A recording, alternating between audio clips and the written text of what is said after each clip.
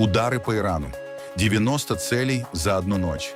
Повреждены мосты, центры управления морским движением и аэропорты. Трамп говорит, руководство Ирана выжило из ума и угрожает ударом по первым лицам. Иран угрожает ответить взаимностью. Даже Трамп теперь летает с пересадками. Президент США на полпути поменял борт номер 1 и отрицает, что это из-за опасности покушения. Похороны аятоллы Хаминеи пройдут в семейном кругу без посторонних. Но, кажется, на них так и не будет масштаба. Украина атаковала 12 российских танкеров в Азовском море. Песков подтвердил, что Путин не хочет прекращения войны. Выборы во Франции и Великобритании. Марин Ле Пен баллотируется в президенты с полицейским браслетом на ноге. Против главного британского популиста лишь один кандидат, да и тот в костюме мусорного бака. А теперь об этом подробно и по делу. Это один день. Подпишитесь, поставьте лайк этому видео и оставьте свой комментарий. Заранее спасибо и начинаем.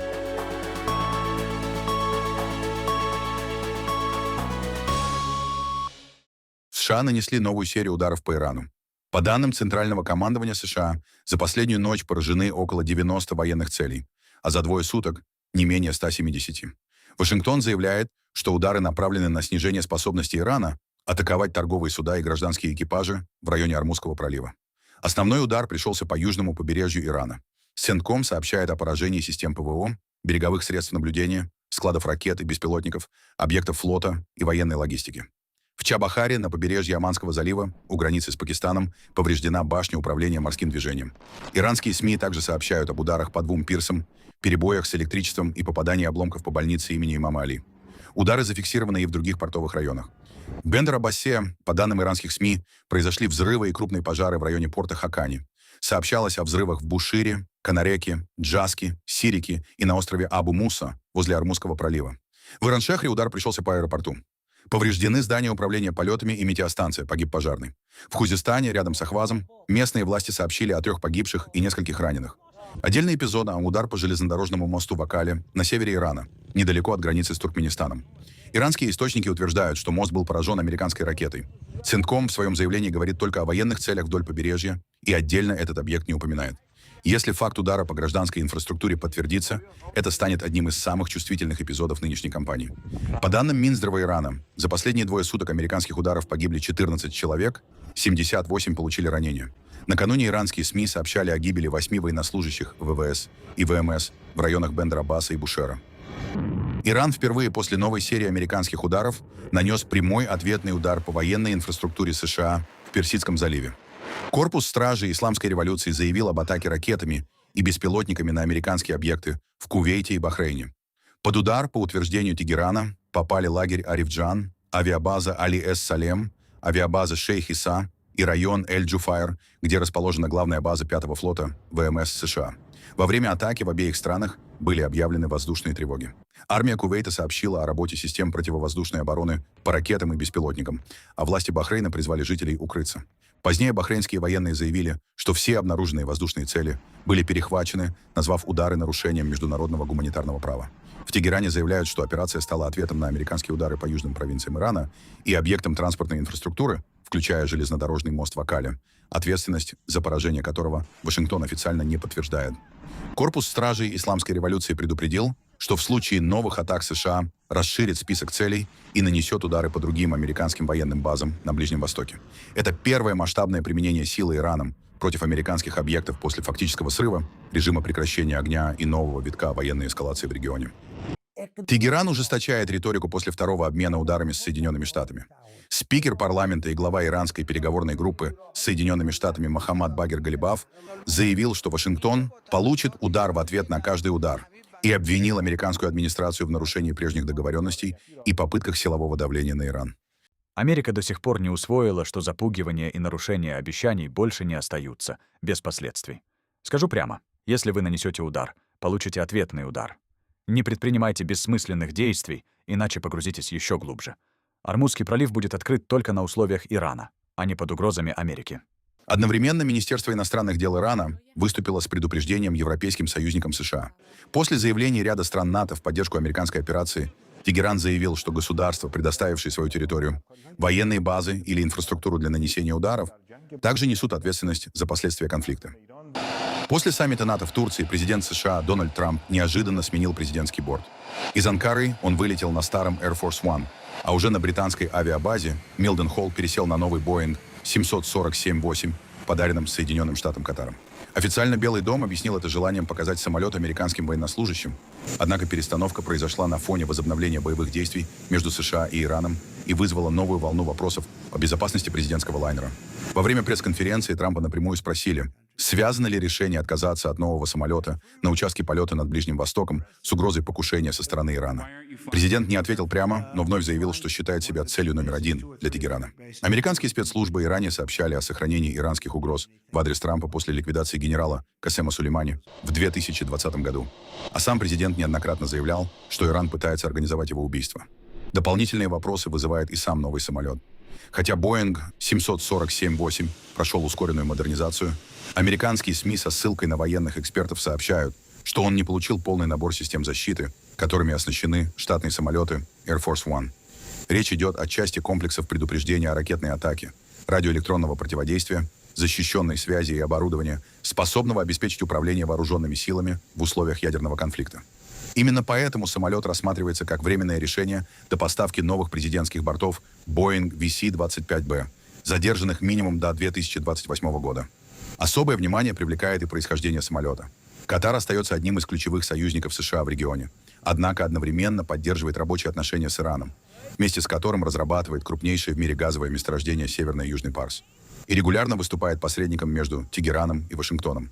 Именно поэтому подарок стоимостью сотни миллионов долларов с самого начала вызвал в США политические споры и требования максимально тщательной проверки самолета на предмет технической и информационной безопасности, прежде чем использовать его для перевозки президента. На саммите НАТО Дональд Трамп резко ужесточил риторику в адрес Ирана. Он назвал иранское руководство безумным и отбросами и допустил, что после возобновления боевых действий эти лидеры могут исчезнуть. При этом Трамп заявил, что не считает новую большую войну с Ираном неизбежной. По данным CNN, решение о втором дне американских ударов было связано с раздражением Белого дома из-за ситуации в Ормузском проливе. Иран, по оценке Вашингтона, не обеспечил полное восстановление судоходства и одновременно атаковал суда, проходившие через этот ключевой маршрут, пока Трамп находился на саммите НАТО. Мы только что нанесли по ним очень мощный удар. Я бы сказал, что соотношение было 20 к 1. Каждый раз, когда они наносят удар по нам, мы будем отвечать ударом в 20 раз сильнее. Именно это мы и сделали прошлой ночью. Сегодня они предприняли кое-что, но это было лишь ответом на события прошлой ночи. Они атаковали на самом деле 3 судна, а не 2.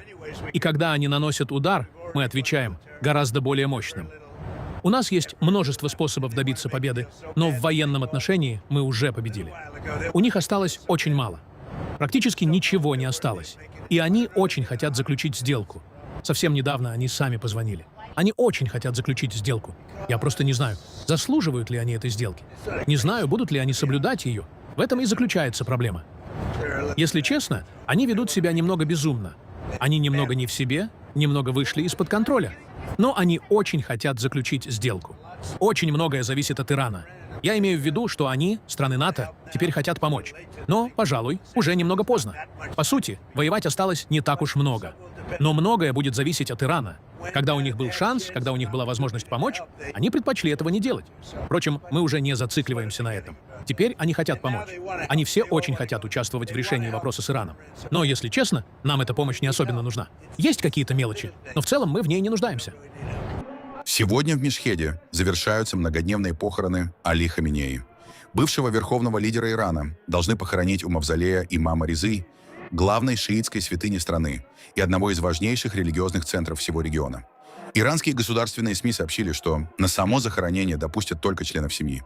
Именно поэтому главным вопросом дня остается возможное появление Маджтаба Хаминеи, сына Али Хаминеи и нового верховного лидера Ирана. С момента февральского удара США и Израиля, в результате которого погиб его отец, Маджтаба ни разу не появлялся публично и не выступал голосом. По данным Reuters и американских СМИ, он был ранен во время той атаки и с тех пор передает обращение только в письменной форме. На протяжении недели семью представляли другие сыновья Хаминеи – Мустафа, Масуд и Мейсам. Они появлялись у гроба в Тегеране, тогда как отсутствие Маджтабы только усиливало вопросы о его состоянии и реальной публичной роли после передачи власти. Дополнительный фактор – безопасность. После возобновления ударов между США и Ираном Израиль заявил, что новый верховный лидер остается одной из целей. Тело Али Хаминеи и членов его семьи доставили обратно из Ирака под сопровождением иранского истребителя. Перед этим церемонии прошли в Тегеране, Куме, Наджафе и Кирбеле. В Мешхеде с утра собрались толпы людей, направившихся к мавзолею имама Резы с иранскими флагами, портретами Хаминеи и красными знаменами мести. Финал похорон проходит на фоне нового витка войны. США нанесли удары по иранским объектам, объяснив их необходимостью держать открытым Ормузский пролив. Иран ответил атаками по американской военной инфраструктуре в Кувейте, Бахрейне и Катаре. Переговоры с Вашингтоном снова поставлены под вопрос, а на улицах Мешхеда звучат призывы к жесткому ответу. Честно говоря, нас глубоко тревожат эти атаки, но мы создадим настоящий героический момент. Как говорил покойный верховный лидер в своих прежних выступлениях, мы бросимся в бой и дадим жесткий ответ, такой, который заставит США беспокоиться за свое господство. Это не зависит от того, что говорит Трамп. Если кто и должен отказаться от этого соглашения, так это мы. Это он должен добиваться нас, это мы нужны ему сейчас. Не мы должны бегать за ним и ждать, что он нам скажет «нет». Теперь его рука находится под нашим камнем. Честно говоря, людям так и не объяснили, на каких условиях ведутся эти переговоры. Но, на мой взгляд, заключать соглашение с Америкой – ошибка. Америка уже показала, еще во время предыдущих переговоров с нами, что вовсе не привержена договоренностям. По моему мнению, все повторяется, как с ядерной сделкой. Он пришел, очень легко разорвал ее, заявив, что вообще в нее не верил, и нарушил свое слово. Думаю, такую же позицию занимал и наш верховный лидер, но я не понимаю, почему наши власти решили действовать именно так. В Трампе просто нет ничего человеческого, и это естественно. Так показывает вся история человечества. И до Трампа, и после Трампа, и во время его президентства. К сожалению, они всегда будут действовать именно так, а мы, как мусульмане и люди, стремящиеся к свободе по всему миру, всегда будем подниматься против них. Переговоры, учитывая мораль, методы и цели Трампа и сионистов, я считаю абсолютно бессмысленными. Они никогда не соблюдают собственные обещания. Украина нанесла еще один удар по российской морской логистике в Азовском море. По данным Генерального штаба ВСУ, за минувшую ночь беспилотники атаковали 12 танкеров, которые использовались для снабжения российских войск топливом и перевозки нефтепродуктов в обход международных санкций. Кроме того, под удар попали буксир и сухогруз. По данным украинского Минобороны, за последние 4 дня атакованы уже 36 судов, 32 танкера так называемого теневого флота и 4 вспомогательных судна. По информации Киева, все они обеспечивали поставки топлива в оккупированный Крым. Российские власти подтвердили атаку беспилотников на 2 танкера в Азовском море, однако подробностей о последствиях не сообщили. Серия ударов по танкерам, портовой инфраструктуре, нефтебазам и складам ГСМ стала частью украинской кампании по нарушению снабжения российской группировки в Крыму. На полуострове сохраняются перебои с поставками топлива и действует режим чрезвычайной ситуации. Ранее командующий силами беспилотных систем ВСУ Роберт Бровди заявлял, что цель операции – максимально нарушить логистику российских войск и фактически изолировать Крым от морских поставок. Владимир Путин по-прежнему не намерен переходить к содержательным мирным переговорам с Украиной. 3 источника агентства Reuters, близкие к Кремлю, утверждают, что даже удары украинских беспилотников по российским нефтеперерабатывающим заводам, портам и военной инфраструктуре не изменили его позицию, а, напротив, усилили готовность продолжать войну. По информации собеседников агентства, в Кремле считают приоритетной задачей полный захват Донецкой области. Один из источников утверждает, что Путин отверг предложение части своего окружения рассмотреть вариант прекращения огня по нынешней линии фронта, заявив, что России необходима победа. Другой собеседник не исключает дальнейшей эскалации конфликта уже в ближайшие месяцы. Украинская разведка, по данным Reuters, также оценивает, что Россия готовится к новым наступательным операциям, а не к переговорам. В Кремле эти публикации прямо не комментируют. Однако пресс-секретарь Дмитрий Песков вновь заявил, что Москва готова к мирному урегулированию лишь на собственных условиях и, по его словам, располагает достаточными ресурсами для продолжения войны. Нет, не видим. Скорее мы видим некие заблуждения в администрации Белого дома. Заблуждения относительно того, что путем эскалации, путем военного давления можно способствовать выходу на мирный трек урегулирования. Это ошибочное суждение. Я хочу вам напомнить заявление президента Путина о том, что чем больше украинский режим, киевский режим будет бить по объектам нашей инфраструктуры, тем больше нам придется делать зону безопасности. Ранее никто не обсуждал тему закрытия неба. В любом случае речь будет идти о том, что вооруженные силы страны НАТО будут работать на территории Украины. Это как раз то, против чего осуществляется специальная военная операция. Вот, это нужно понимать. Поэтому, конечно, это еще предстоит осмыслить. Насколько этот вопрос проработан, между кем он проработан и так далее и тому подобное. Некая такая двоякость есть в позиции Соединенных Штатов. Вместе с тем, все-таки Соединенные Штаты в отличие от тех же европейцев, они при этом сохраняют желание способствовать выходу на мирный процесс. Пусть они иногда заблуждаются, пусть иногда они ошибаются, но это желание кажется нам искренним. Мы его приветствуем и надеемся, что после того, как, несмотря на значительное осложнение, все-таки американцам удастся разобраться с историей вокруг Ирана, настанет черед и возобновление их усилий на украинском направлении. Господин Трамп, по всей видимости, был очень занят после всех контактов в Анкаре, поэтому вчера никто не звонил. Президент Путин всегда рад пообщаться, у них действительно конструктивный диалог. Несмотря на определенные расхождения, которые могут иметь место, о которых мы с вами говорили вот в первом вопросе, пока никто не звонил. Президент Путин открыт к диалогу. Лицензия на производство ракет-перехватчиков для комплексов «Патриот», о которой объявил Дональд Трамп на саммите НАТО, не означает быстрого появления таких ракет у Украины. Как отмечают аналитики, производство самых современных перехватчиков ПАК-3 сосредоточено в США и Японии, а критически важные компоненты выпускает ограниченный круг американских компаний.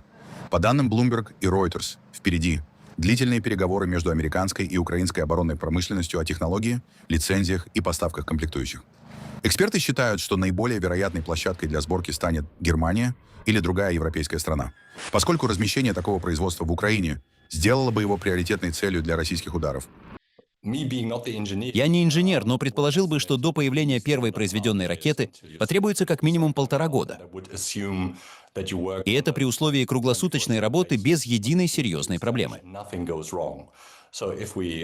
Если же исходить из того, что какие-то сложности неизбежно возникнут, то речь, скорее всего, идет уже примерно о 2 годах. Если США дадут соответствующее разрешение, Германия сможет начать производство более современной версии ракет Patriot. Технология известна, а производственные площадки в принципе существуют. Это не означает, что все уже готово к запуску, но такая возможность есть. Германия также могла бы помочь инженерными кадрами. Можно сказать, что каждая отдельная ракета имеет значение. Но на самом деле речь идет о совершенно других масштабах. Россия производит почти 1000 современных ракет в год, и именно такому объему необходимо противостоять. Полагаю, украинцы сейчас также активно пытаются уничтожать российские пусковые установки и другие ключевые элементы системы наведения. Ведь недостаточно лишь перехватывать ракеты, необходимо вести и наступательные действия, лишающие противника возможности их запускать. Это может означать удары по бомбардировщикам, с которых запускаются некоторые виды ракет, а также по другим средствам пуска. Украина уже добилась успеха, значительно оттеснив российские морские носители ракет из акватории Черного моря. Думаю, именно это направление она и будет дальше развивать, стремясь максимально сократить российский ударный потенциал. Досрочные выборы в британском Клактоне неожиданно превратились в политический фарс. После того, как лидер партии Reform UK Найджел Фарадж добровольно сложил депутатский мандат на фоне расследования о незадекларированных подарках и пожертвованиях, 3 крупнейшие партии страны – лейбористы, консерваторы и либерал-демократы – объявили бойкот голосованию. Они заявили, что не намерены участвовать в кампании, которую считают попыткой отвлечь внимание от парламентского расследования. Очевидно, что этот шаг — попытка Найджела Фаража вернуть себе контроль над политической повесткой. В последние недели вопросы о его финансах звучали все чаще. Он стал значительно реже общаться с журналистами, а когда вопросы все же задавались, реагировал довольно резко. Одновременно представитель лейбористской партии Энди Бёрнэм одержал победу на своих довыборах и, похоже, уже через несколько недель станет премьер-министром. При этом рейтинг партии Reform UK начал снижаться. Поэтому такой Фаража выглядит попыткой вернуть политическую инициативу, не позволив историям о его финансах окончательно взять верх. Он сможет сказать, что избиратели в Клактоне вновь оказали ему доверие. А значит, расследования истеблишмента для него не имеют решающего значения. В результате главным соперником Фараджа стал сатирический кандидат граф Бенфейс. Комик Джон Харви, известный выступлениями в костюме мусорного бака. Его предвыборная программа традиционно построена на абсурдных обещаниях, а главный лозунг нынешней кампании «Я не Найджел Фарадж». Британские СМИ отмечают, что карикатурный кандидат, еще недавно считавшийся исключительно политической шуткой, неожиданно оказался в центре национального внимания, именно благодаря бойкоту со стороны ведущих партий. Сам Бин Фейс уже иронизирует, что теперь политики, возможно, боятся не Фараджа, а его самого. В Reform UK утверждают, что отказ основных партий участвовать в выборах свидетельствует об их страхе перед популярностью Фараджа. Во-первых, мне совершенно не за что извиняться. Я никоим образом не нарушал закон и твердо убежден, это подтверждают и авторитетные юридические заключения, что я также не нарушал правила парламента. Однако из-за постоянных жалоб и обращений против меня теперь, судя по информационной кампании в СМИ и атакам со стороны политических партий, создается впечатление, будто я виновен практически во всем. Жителям этого округа меня, откровенно говоря, пытаются представить мошенником. Что ж, я считаю, что ни Sky News, ни кто-либо еще не должны быть моими судьями. Я считаю, что такое право должны иметь избиратели здесь, в Клактоне. Что касается остальных партий, консерваторы в 2019 году получили здесь более 30 тысяч голосов. Но сейчас они не хотят выставлять своего кандидата. Мы все прекрасно понимаем, почему. Потому что они проиграют. И проиграют с треском. Оппоненты Фараджа, напротив, считают, что лучший способ лишить кампанию политического смысла – оставить лидера британских правых популистов один на один с карикатурой на него, кандидатом в мусорном баке. Тем более, что сам Найджел Фарадж для многих британцев – фигура не менее эксцентричная, чем граф-мусорник. Напомним, главное достижение Фараджа за всю карьеру – выход Великобритании из Европейского Союза. Именно он вместе с Борисом Джонсоном был главным политическим лицом процесса со стороны. А когда через несколько лет в его адрес прозвучали обвинения, что из-за Брексита экономика королевства идет ко дну, Фарадж заявил, что в этом виноваты консерваторы и лейбористы, которые не справились с задачей. Я терпеть не могу этого человека за то, что он собой представляет и что он сделал со страной. Он думает только о себе. Он эгоист. Это просто отвратительный человек. Это все игра. Просто игра. Он знает, что здесь у него абсолютно надежный округ. Я каждый день вижу жителей Клактона. И людям он нравится. Не знаю почему. Если человек лжет и ведет себя нечестно, по-моему, это совершенно очевидно, то я не понимаю, почему за него продолжают голосовать. Я вообще не понимаю, зачем Найджел Фараж ушел в отставку, а теперь устраивает еще одни довыборы, чтобы снова вернуться в парламент. Вот этого я совершенно не понимаю. Тем более похоже, что ему никто всерьез даже не собирается противостоять. Терпеть не могу этого типа. Вообще не понимаю, как он оказался в политике. Хотя понимаю, зачем. Из-за денег. Он ведь миллионер, правда? Но для нашего города он не делает вообще ничего. К нему даже попасть невозможно. У него здесь нет приемной. У большинства депутатов есть приемная. У лейбористов раньше она работала по средам. У консерваторов, кажется, по четвергам. А до него вообще не достучаться.